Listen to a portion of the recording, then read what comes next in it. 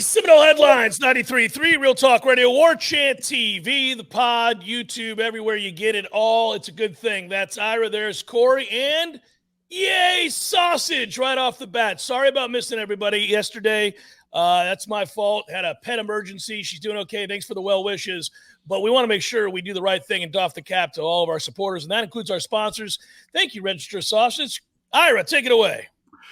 Ben coming through again, guys. Ben, if we know anything about Ben and Register Sausage, they're big Noles. They're a big supporter of FSU sports, but they also love some golf. Ben's a big golfer. His son's a big golfer. Yes. And he got fired up. He got in the mood for Masters Week. And so he put up a promo code this week on the heels of some of the successes in FSU sports, but also the golf tournament. And the promo code at registermeats.com is Masters24, Masters24. And get you 20% off of your order from Register Sausage. It's not 24% off. Not, you know what? Ben maybe could have gone for another 4%. He could have sprung for another 4%, That's right? what I'm saying. I mean, come on, Ben. We appreciate it, Ben. Good for the Seminole Headlines listeners. You can get this promo code, and also he did a promo last night when the Noles had their big blowout of the Gators in baseball. He had a promo code. It was a limited opportunity. Yeah. Run ruled, I think was the promo code. And it got you he gave a sampler package for a few lucky winners, but that's gone. So now go with Masters 24. And if you want to get it in person, obviously all the Publixes and a lot of the other grocery stores, Walmart's, Costco's in the North Florida, over to Jacksonville, over to the west part of the Panhandle, into Alabama, now up to South Carolina and Georgia. Go get your registermeats.com. It's going to be really cool when instead of that pig there that you see, Registers Meats there, it's the three of us smiling and pointing.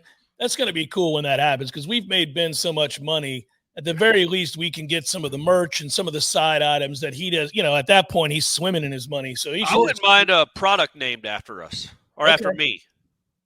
Yeah. The Corey Dong. Yeah, I'm gonna go with all three of us, Corey, or you're excluded completely. Okay, that's how that's gonna work. Well, I just didn't know if you would want your own sausage, but I would. I would love my own sausage. Yeah. Well, we can talk to Ben. At some point, he's gonna want to do less work. You're like, you guys decide everything. It's working so well. Right. The food is so good. Yeah, we're all good. All right. So there's a lot to catch up on. It was a tough day to miss yesterday, but actually in some ways it's kind of cool that we get to do it after what just happened at Hauser, which was the most incredible atmosphere I've ever seen for a Florida State baseball game. And I didn't stay for the whole thing. I left early, but I stayed for the beginning, and I thought that was incredible. There's too much atmosphere for you. It was unreal. It was unreal. I mean, I've never seen anything like that. That was, and Link said the same, and that was just that, and combined with the fact that it seemed like they hit everything thrown to the plate with much gusto. Yeah. It was obscene what was done to Florida. We'll get to it in a moment. Ira, yesterday you spent all day at the courthouse. Let me ask you, do you hate that judge or are you indifferent? Because I loved him. All right. Because at the beginning he said, he was looking to get it done in an hour and a half. He also mentioned he had all day. He chose all day. He definitely chose. Yeah, I wasn't thrilled with that. Once he said, hey, once the judge says, hey, I don't think it's probably going to get done in the hour and a half, and my schedule's clear, I thought, oh, crap. Yeah, man, I'm here for the remainder of the day. But it worked out. And the lawyers don't mind. It's billable hours. I can't charge Gene that way for my time. But no, it was I thought it was good. And the cool thing about a judge in a circuit court, I've heard this phrase before from people in the legal community, like the most powerful person in the world is a circuit county judge, because they run the show. Like, it is their playground, and they get to decide how it runs and what runs. And you can see that yesterday. I mean, so listen, what'd you learn? I mean, I know you've written about it, but let's talk here for the audience. What'd you learn? What was good about it? What do you think, bodes well for Florida State, et cetera? Is it over, Ira? Are they out of the ACC? Have we entered the Big Ten or the SEC? Did the judge rule on that? Yes. And he said, you don't have to pay a dime. Oh, sorry, so one of the two leagues. Break it down. Yeah. So this was just one motion of several motions that the ACC launched against FSU's lawsuit. FSU's got their lawsuit in Tallahassee trying to get the ACC's fines and fees to leave the conference either stricken or reduced. And the ACC asked the judge to either dismiss it or stay it, which is to pause it. He only ruled on the motion to stay or pause the case while they move forward with their case in North Carolina. And he basically the whole day was discussing that and some tangential issues. But basically, at the end of the day, he ruled no. I'm not going to pause this case. And now the next thing is they're going to meet back. So stay means pause? Yes. Yeah. Can we not just stay also means like this is such a location argument about where it should be. That's what's so confusing. They can't just make it motion to pause or stop. Should be motion to pause, but it's not. There were also they also threw out some Latin terms, Corey, which is awesome. I'm having to sit there and Google stuff. But anyway, pro bono wasn't one of them. I bet nobody in this case is working pro bono. It was not. No. But anyway, so they so that was a win for Florida State, and it feels like when they get the motion to dismiss, which will be in about a week and a half, April 22nd, they're going to come back before Judge Cooper. I didn't feel warm and fuzzy for the ACC's argument there, so we'll see how it goes. But I feel like Florida State's going to do well there. And then to your point, Jeff, he did give some hints at some other stuff, and I'm going to write a piece for Warchant.com later today about some other signs I think that are promising signs.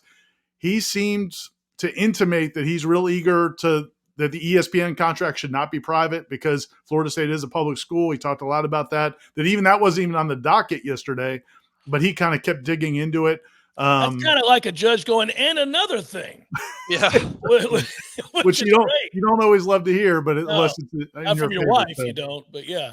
So I think everything, all in all, I think Florida State expected to get the motion to stay denied, which they did. But I think also there's some hints. I think that Judge Cooper may be, he's sympathetic to Florida State's cause. I think. So I know, Ira, that he mentioned the choke and doke. Did he also? What did he say about Paul McCartney and Michael Jackson? So, all right, the choke and doke real quick was pretty funny because he was talking about the rights to the games. He brought up like, okay, so the ACC's got the rights to Florida State's games, and he's not a huge sports fan. He didn't know choke and doke, but he's not like he couldn't tell you the Florida State depth chart. Right. But he did say he was asking about what about the prior games? Do you guys, if Florida State leaves, do you keep the rights to the choke and doke? And then he could see the blank look on the attorney. I think it was Cooney for the ACC. See the blank look on his face. And he's like, do you know what the choke and doke is? And he's like, no. And he's like, okay, well, several years ago, Florida State's playing the Gators and they're down. He's like 28-30. And one of the attorneys for the FSU is like, they were down 28 points.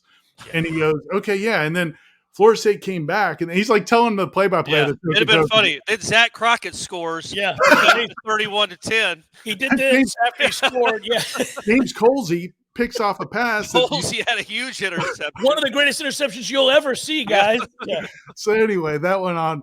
The music thing was when they started talking about confidentiality. Or no, excuse me. It was about intellectual property and owning the rights and that type of thing. And I didn't really see exactly where he was going from, but he basically was going to sometimes in those situations where somebody gets like charged an exorbitant amount. And he's like, would that be like the music case where, Michael Jackson bought the Beatles rights, but then said he'd sell them back to him, but for some exorbitant price. And, right. And so I think it was just that's like in that world, I think that's a prominent case. So that's why he brought it up, but there were a lot. I liked him because I just like tangents. I like peculiar people. I thought that was kind of interesting. He had all these different tangents, but yeah, I mean, if you were paying the bill for those attorneys, you might not have been thrilled. Bottom line is, it turns out it was good news for Florida State for people wondering, and we thought that might happen. It's like big shock. North Carolina sided with the ACC initially, and then Florida they sided with FSU initially. And I know I'm simplifying everything, and there's a lot more to it than that, but. It does seem like that's a good sign for Florida State. Yeah. And some of the language he used seemed to describe like he almost, I don't know if I'm describing this right, Ira, you tell me, it almost sounded like he was perturbed with what the ACC had done. The preemptive filing and all that, he was not a fan.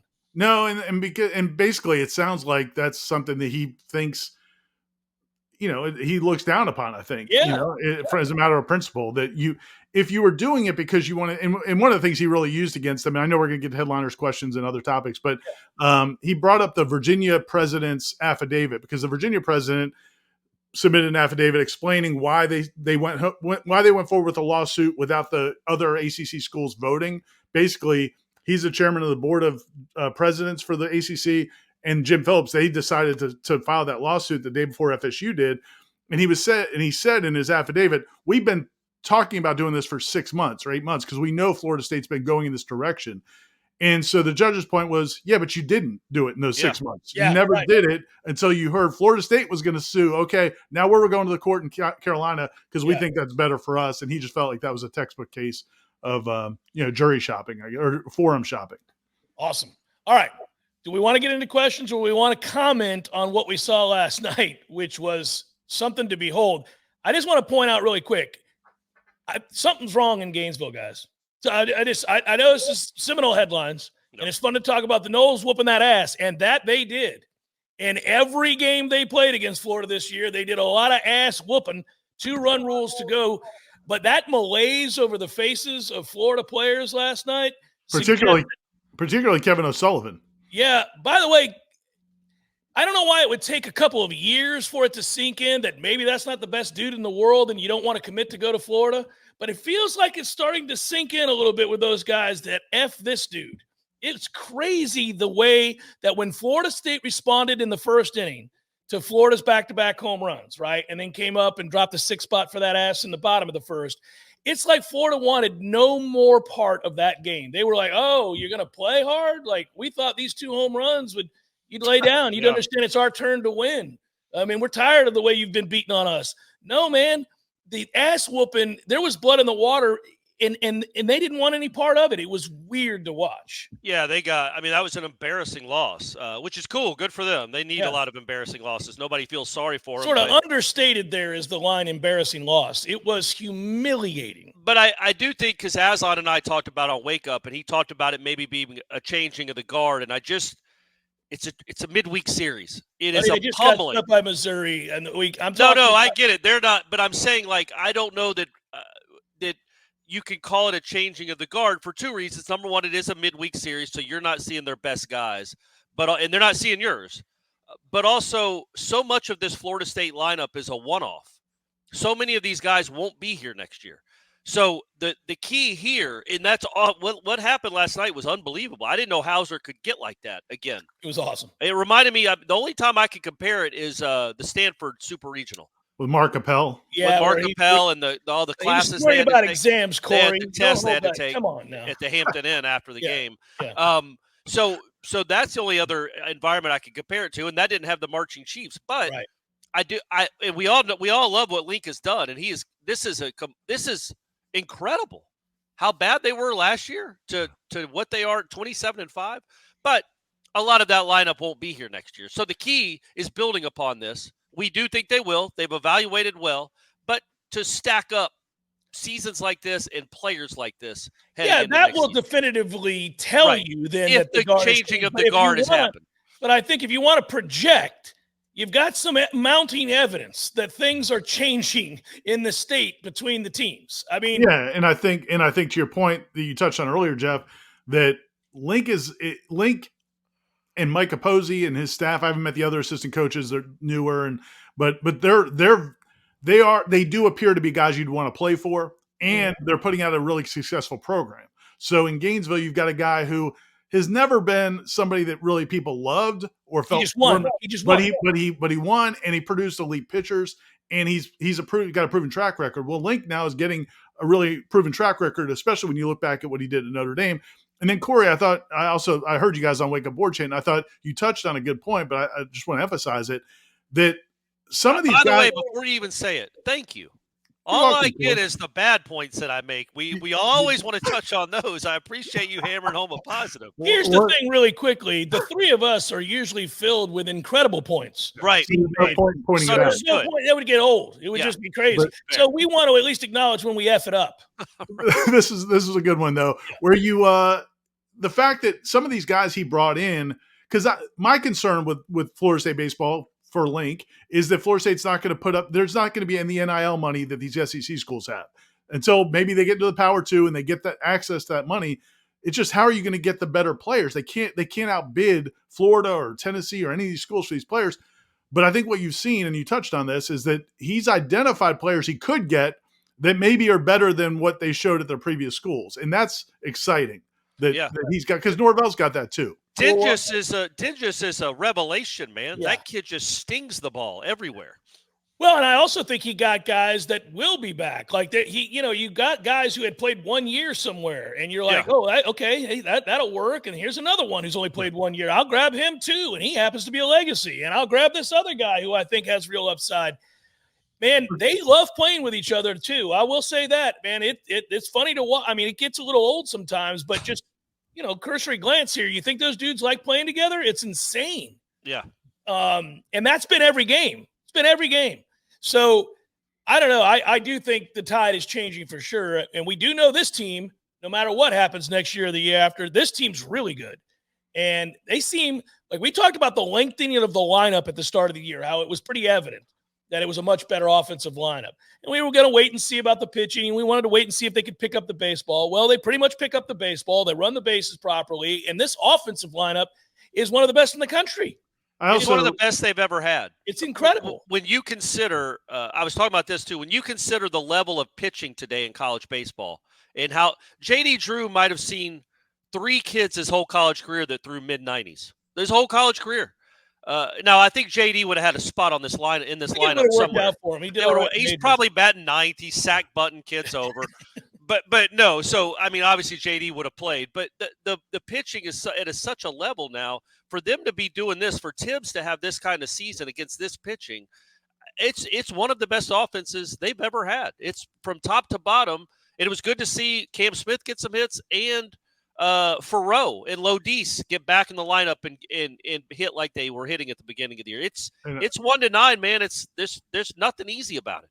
And I do think, like Jeff said, I mean, Florida rolled over to an extent, yes, but wow, man, I thought that was impressive stuff. I mean, they may have a couple more guys in that bullpen. Yeah. They got stuff, and certain guys seem to be getting better too, and they keep adding to the lineup. I mean, like, look what's going on with West and all these guys. I mean, like, all the time you look up, like, all of a sudden everybody's getting comfortable out here. This is crazy. It's fun to watch, and I was happy for everybody because, when Florida, that atmosphere has improved in a way that was not predictable 3 years ago, 4 years ago. I mean, we thought Florida State baseball was kind of dead. Let's be honest. And that's what's cool, because last night was the first real reminder I felt since he's been here, because, man, super regionals and super regionals used to be like, I think your guys made the most fun. One of the most fun things we get to cover, because it's different than a football game. And football games are amazing, but in their own way, and they're 4 hours, or maybe 8 hours if you're tailgating with Corey. But for it's generally a 4 or 5 hour experience. A regional is 3 or 4 days. A super regional is 3 days. It's an awesome and when Hauser is right and this baseball team is right, it's an awesome experience. And like last night was the first time I felt like, okay, we might have that again. That's pretty exciting. That's really cool. All right, let's get to questions. We got to make sure we do it. And before we do it, we also want to say thanks to our other sponsor, Dr. Birch Orthodontics. We appreciate our friends at Birch Orthodontics always. Sorry, Dr. Birch. Just like I said, sorry, registers couldn't go on yesterday, but we're here. We still love you, and you're still the best, and we appreciate you. Take it away, Ira. BirchOrthodontics.com is the website. And like we've said before, if you've got anybody in your family, from young to old, if they've got teeth, that's all we care about. If they've got teeth, they could be 102 years old. Let's fix that crooked ass tooth. If they're down to gums, I'm not sure Dr. Birch can do anything for you.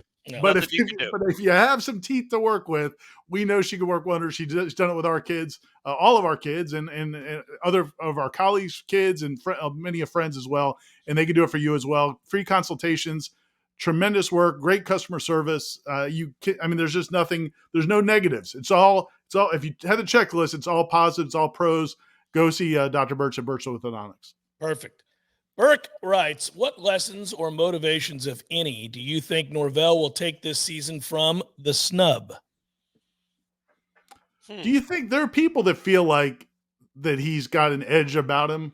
I don't know. What do you guys think? I think he's been rather intense this spring. Yeah. It's not also, like he usually is, though. No, and also in interviews, though, he's been a little bit shorter. Like, I don't know if that's a thing. Like, it just feels like maybe there's I don't know. It just, there might be a little bit more. What do you think the all black thing is? That's what people are. Okay. FSU Twitter thinks. Yeah. He's like the Undertaker. Yeah. Big FSU fan, by the way, the Undertaker, who apparently made a comeback. Yeah. His wife was a big deal in wrestling, and herself, and went to school here. Went to school at Florida State. Oh, very cool. Yeah, so that's very neat. Cool. I don't know what I thought about this before on a serious note to answer Burke's question. I mean, what lesson could be taken away? Nothing that you would want to implement in your program, because it was just complete unfair, and you're not in the SEC. It's out of left field nonsense. Yeah. Like what lesson could be learned other than sometimes? I think the one theory that people put out there, and I've thought about it, but then the more I think about it, I think it's not true. There was a feeling when they were winning games but not putting up style points that maybe they should have put up some more style points. But I really don't know if they could have. I don't know that they could have with all the injuries they had. Right. Yeah, I mean, I think if they could have, they would have. Yeah, it's not. I mean, they had a couple feeling. of games where they didn't score from like the 2-yard line in the final minute against like Pitt and somebody else maybe. But I mean, what was that? Is Kirk Herbstreit going to be like, well, you know what? They beat Pitt by 24 points instead of 7. Clearly, he doesn't care because Alabama beat Auburn on a miracle. Yeah, I know. We saw his reaction to that miracle too. Well, and hopefully he realizes there's nothing he could have done, because Jordan could have stayed healthy. Anything could have happened, and the ACC was going to get screwed because they had to get Alabama in. It's nuts. If you're still pulling questions, we are, Brandon.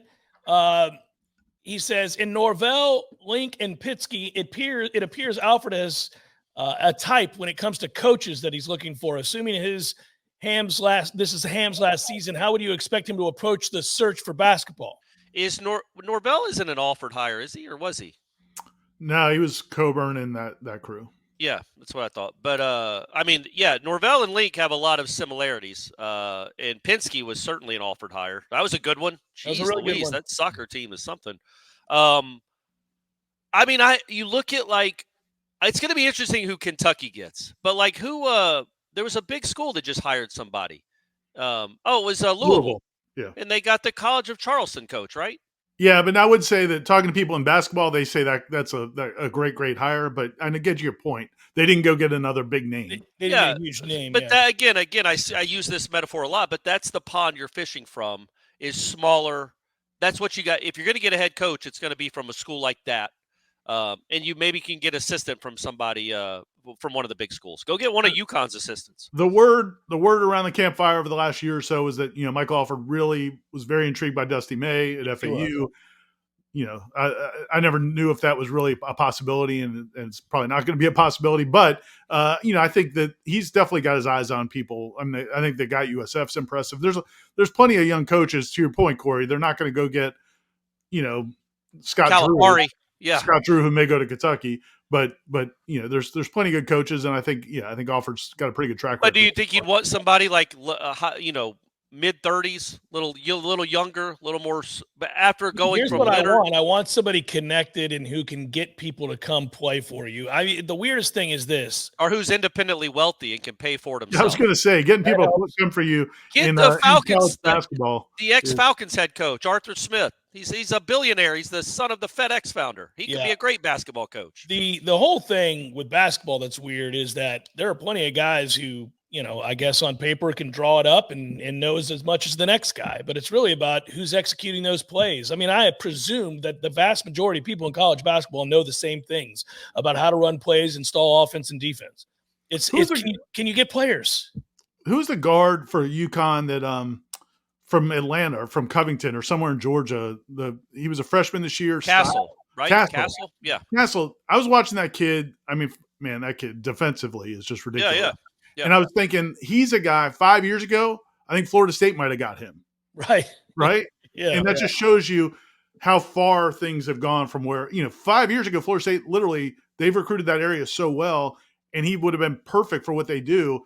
And like the idea of a guy like that coming to Florida State now is obviously gone. So your point, Jeff. I mean, like it's got to be somebody that can get players, but NIL is a big part of that. And that's what I mean. Like, you can't really get anybody until after this year, where you figure out what conference you're going to be in and how much money you have to spend on a basketball, infrastructure. And then once you have that, then the pool is dictated by how much money you have and how much you're willing to pay and what you want to invest in basketball and where the NIL is coming from. And I mean, I get tired every year. There's a coaching search that involves a big school that is going to hire the latest guy that had a decent run in the NCAA tournament, and we have no idea if that guy's going to be any good at all.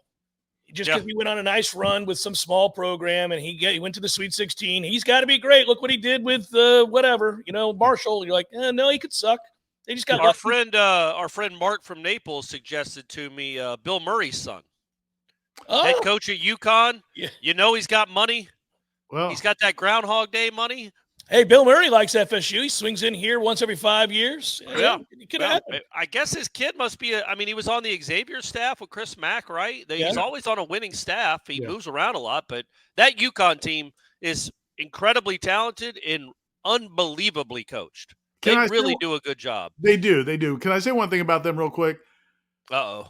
Here's my hot take. They only have the one white kid. Well, they have the big white kid, too. That's not my problem with them. Oh, okay. All right. The coach is my problem with them. But no, I just think they're a great team, and they'd be good in any era. But this talk about the margin of victory and how great, man, put them in the 80s or the 90s, and they're just another really good team. Like, they're maybe a great team, but they're not like an all-time team. So like if you're playing UNLV or Phi Slamma Jamma or those Duke teams or Carolina. Or those great Duke teams, the competition level is not – college basketball sucks. So they're steamrolling a bunch of pretty average teams. I hope most people don't think that they're one of the best teams of all time. No, but Ira's right to point this out. There are a dozen articles about margin of victory against top 20 opponents.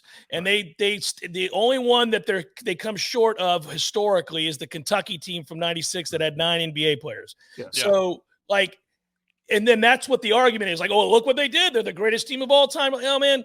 I think what Ira said a moment ago is true, and it makes me sad. And this tournament made me sad as well.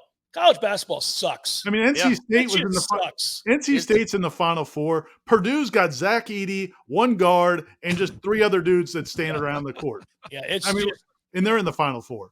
That NC State. Well, what they did in the tournament the last 2 years is unprecedented. I mean, they won every game by 15 or 30 points. It's been a great run, but they would. I think Leitner and those guys would have something for them. Perhaps. All right.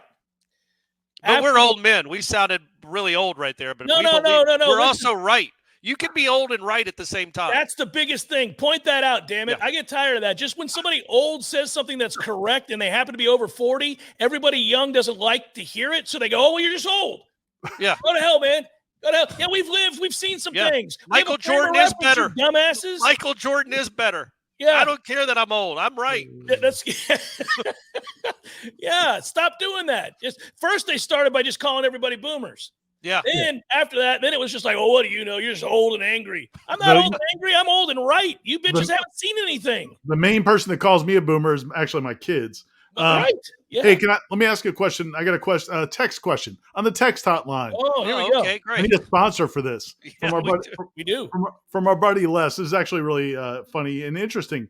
Will FSU beat UF more in football or baseball by aggregate scores this year? It's 45-15 in baseball. Woo. Is it going to be more in football or was it more in baseball? 45-15's that's a 45 runs is nuts. Well, the spread is 30. The spread's 30. So is FSU going to beat UF by more than 30? No, football? That would be hard. No. That would be hard. When was the last time they did that? It has been a minute. They could do it, but we need Florida to have been so beaten down by the world's toughest schedule, and a coach is on his way out the door. Coach has already been fired, so they're on an interim staff. Yeah. But they're on an interim staff, and already like 30 of the kids have just said, I'm not playing. Why am I going to risk I'm going to be in the portal next week. Why am I going to go play this game? I'm in the portal now. I'm hurt. But 30 runs is nuts.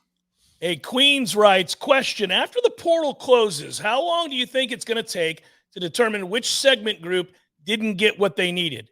Immediately or not until fall practice?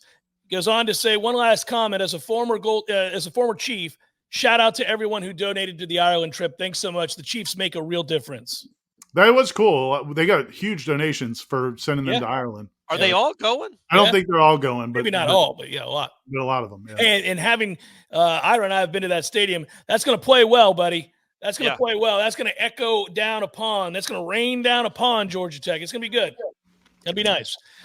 Answer to the questions, boys. I think they know already. I don't think it's going to be until when the portal opens or after spring practice. I think they know already if they feel good at a position or don't, or if they need a little more help at a certain position or don't. Yeah, I think that's probably true. The only issue is you just don't know who you're going to lose. And injuries, yeah. And also poor guys who go in the portal. I mean, they may lose again. I was thinking, and not to say this, but a position like safety is one I was thinking about. I wrote a story.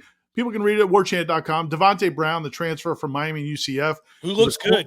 Yeah, he looks pretty good, right? And he was a corner at UCF, started 30 games. That's a big dude, by the way. He is. And I didn't, again, he was one of those, he was of the 14 guys they brought in the spring from the transfer portal, he might have been the number 14 in terms of impact we thought he might have. And they moved him to safety, and he looks pretty good there. And I was just wondering, there's a lot of young safeties. Ashlyn Barker's a redshirt sophomore. KJ Kirkland's a redshirt freshman. Conrad Hussey's a true sophomore. They've got a couple other young safeties too. If Devontae Brown wins that job, I wonder would you possibly lose a younger guy who wants to get? I'm not saying that's going to happen. I think there might be some guys that we wouldn't even think about who might end up going to the portal just because they want to play. That's going to fall in the category, Ira and Corey, that we've talked about before. You're probably in the modern era with transfers being unlimited, basically, you're going to lose a guy you didn't want to lose. Right. Somebody's going to win a job, and it's going to piss off a very talented guy who's young but impatient, and he's going to decide I'm out. And people know when you have an overabundance at a position. You know that all the other schools know that, man, they got a lot of length, a lot of talent, a lot of speed. Wonder if and I'm going to use this as a hypothetical, but Ashlyn Barker impresses me all the time. What if he's that guy that's like third and he's like, well, screw this, man. I'm good. I can go start anywhere right now. It could happen. Yeah. So I worry about it, but so that would be a factor, I guess, that goes into the equation. But yeah, no, I think, and I don't think they have any glaring needs. I mean, I think they're, they could use a couple pieces, but I think they're in pretty good shape. Panama Nole writes, I don't know if you'll get this, but you all have mentioned Julian Armella as somebody that this is poorly written. Sorry about this, Panama Nole. I don't know if you'll get this, but you all have mentioned Julian Armella. I'm going to blame Jeff for this, Ira. Yeah, I don't know that this is poorly written. If it's poorly written, move on. Have you gone to Facebook questions, by the way? I have not. Can't ignore them. We can't ignore them 2 shows in a row. They are the backbone of this entire operation. Corey, you can't just ignore them.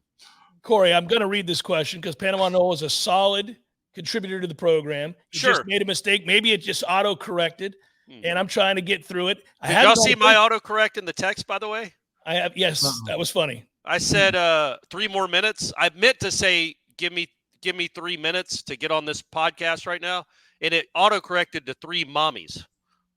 Yeah, so 3 mommies. Yeah. Give me 3 mommies. I'm like, damn, Corey.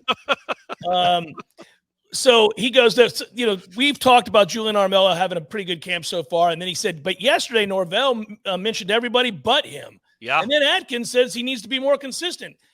Quote, do you think that is planned? I know Jeff has mentioned before the way they communicate is with a purpose. Yeah, I think it's planned. I think they think that he's taken a step and they want him to take another step and continue to grow. But I also think there's reality to it. I don't think it's like one of these where we know he's a badass. We know he's going to be great for us. We're just trying to prod him along. They don't know that. I don't think right now they know if he'll he hasn't fully developed, right? No, but I do think that you hear that they're encouraged by what they've seen at guard. I think they like him more at guard for sure than they did at tackle. So there's promise there. The one thing I would say, and to his question, I think it's a fair question, Panama, and I think it's accurate that does happen a lot, like Jeff said.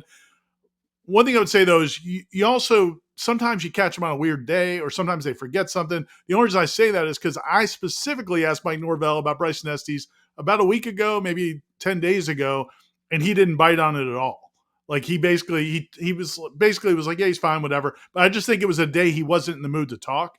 And so sometimes you catch him in the right spot. So I think there's probably some truth into what he's thinking that maybe they want more. They're trying to push him or whatever. But also sometimes you can get over analytical with some of that.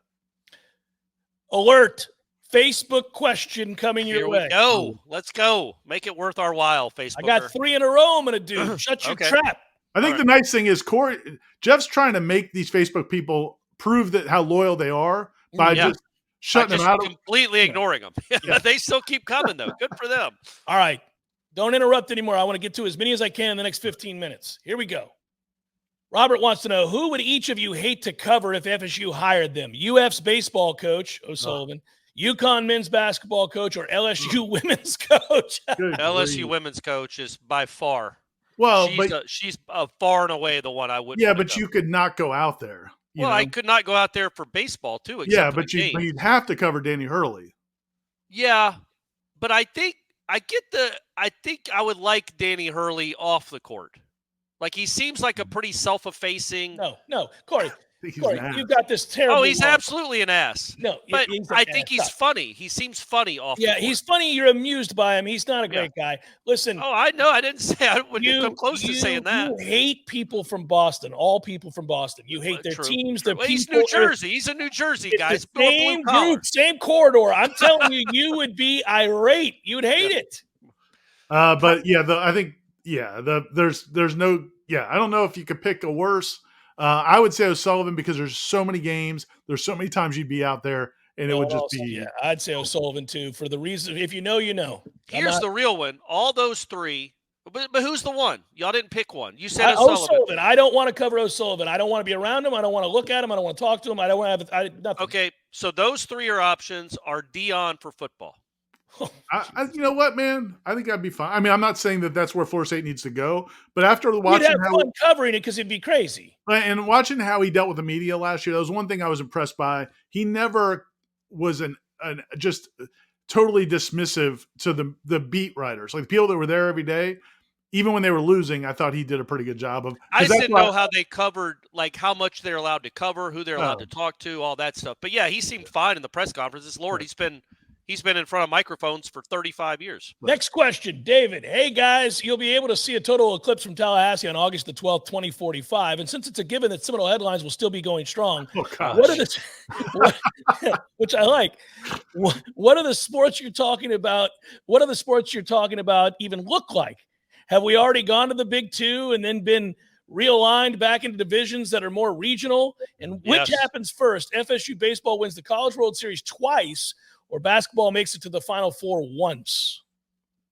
I think basketball, the Final Four is probably more possible, I would think. Yeah, okay. Yeah, probably. I mean, it's just they're dismissing the back-to-back titles Link's about to win. I mean, that's true. NC State did just get to the Final Four. It seems easier. You think? Yeah. Than winning. You don't have to be any good at all to get to the Final Four, apparently, in basketball. But winning a College World Series at twice. all. Like you can stink and get to the Final Four. Do you think in 2045 will be like whoever wins the basketball title that year will be like, man, they wouldn't have stood a chance against 24 UConn. No, that's the best team we've ever seen. Yeah. And somewhere somebody will be arguing in the middle of the afternoon that this particular player that's not even on our radar yet is better than both LeBron and Michael. That's right. That's another thing that will happen because they have to have programming. Fellas, you get to select 11 players from the current roster to keep. The rest are all potentially up for grabs for others. Who are you keeping? 11?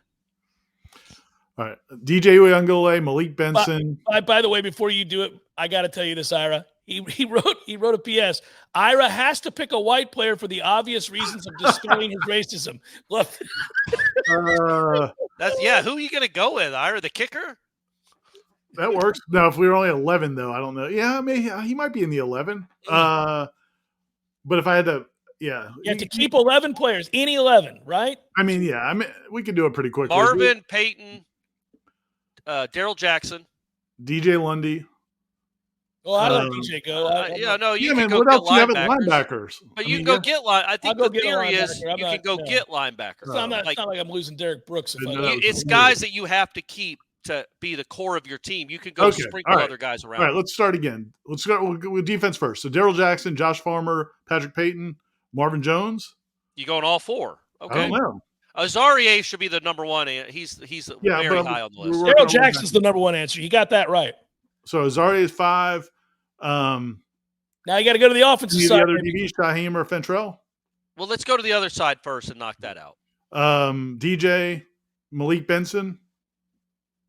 It's going to sound weird. It's not a knock. I think I can survive without DJ. I'll live without him. I'm going to keep some of that young talent at running back. I'm going to keep.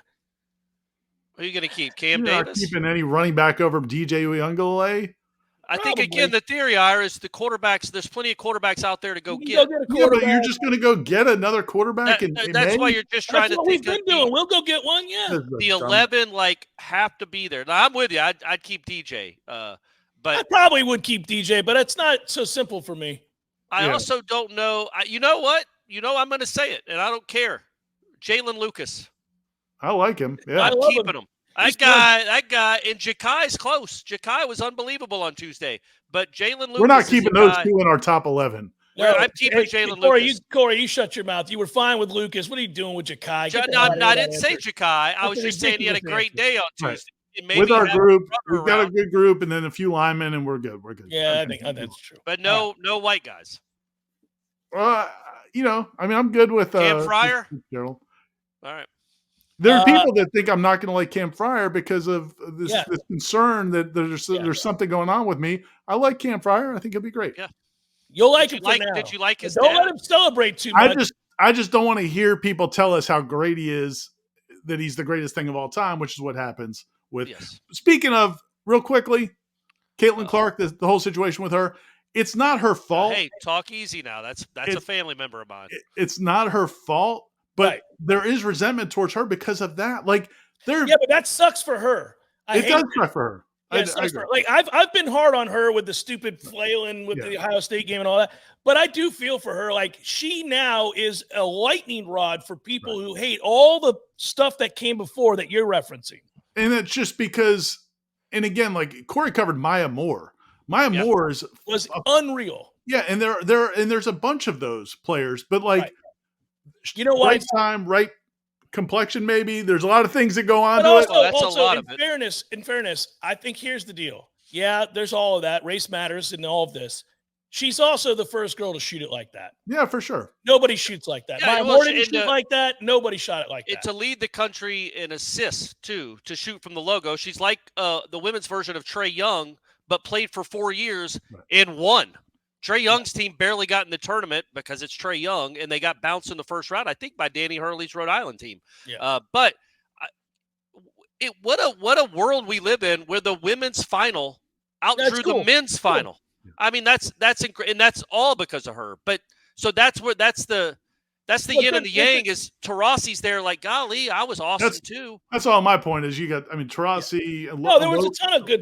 Lobo. I mean, there's been incredible players certainly on Caitlin Clark's caliber, but for whatever reason, whatever your theories might be, they didn't transcend the sport like this particular. I do. Listen, I get it. You know where I stand on all these things, guys. I do think it's in large part because she shoots it from the logo. Women before her do not shoot like that. And I would say this, I would bet, and this is not taking anything away from her, but the Maya Moores and some of those players, if they had come along after Steph Curry, they might have been that. Yes, that was a possibility. Yeah, there's a whole generation of people that do that. You're correct. Yes, in the men's game, Steph has influenced a gazillion people.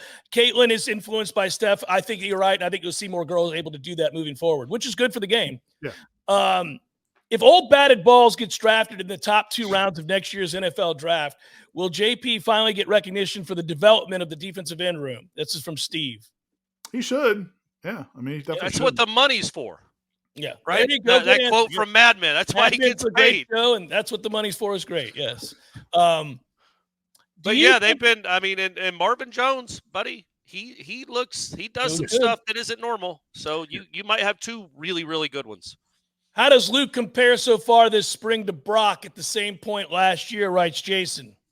Oh, that's a good question. I feel like kind of similar. Not over the thing that I noticed about Brock right away, and maybe I was comparing him to AJ Duffy, which was he was better than AJ Duffy immediately. Was that Brock never seemed overwhelmed by anything, even when he was making mistakes, he looked calm-ish, and I think you see that with Luke too. He's not. It doesn't.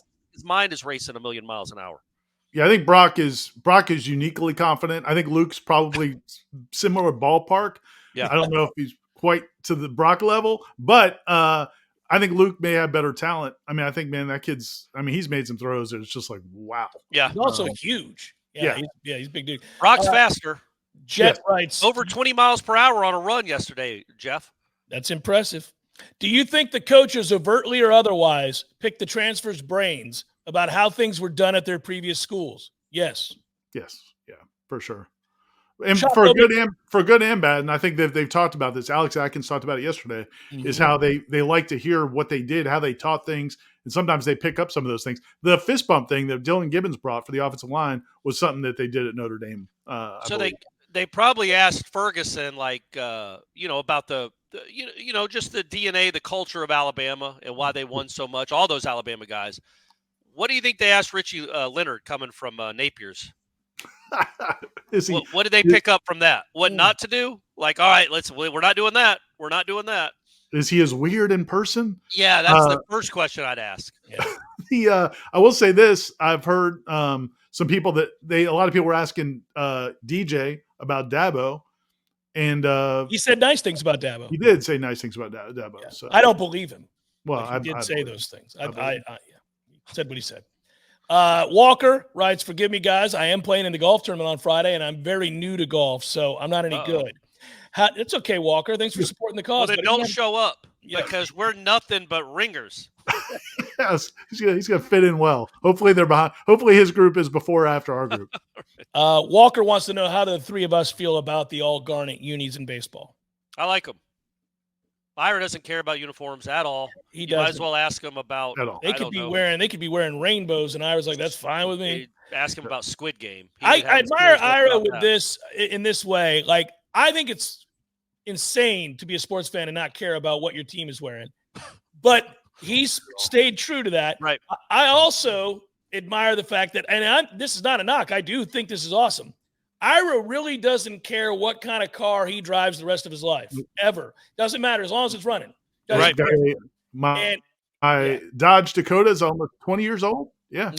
He doesn't care. And Corey has through the years, Corey will be like, hey, man, have you thought about getting a new car? No, not really. Nope. Even when Ira started making huge money at Warchant.